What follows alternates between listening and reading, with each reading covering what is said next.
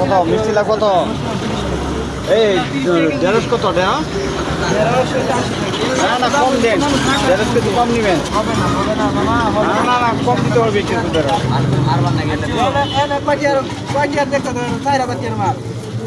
এই নেন, এই যে ধরেন, এই যে এই যে লজ্জা লাগে কথা না ব্যবসা হয়েছে রাজকীয় অবস্থা। দেখুন ব্যবসা করতে হলে লজ্জা করা যাবে না, লজ্জা করলে এত সমস্যা।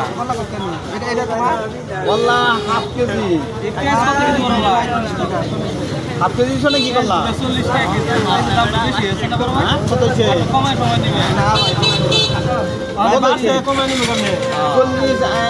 40 টাকা করলাম। টাকা 40 টাকা। হ্যাঁ?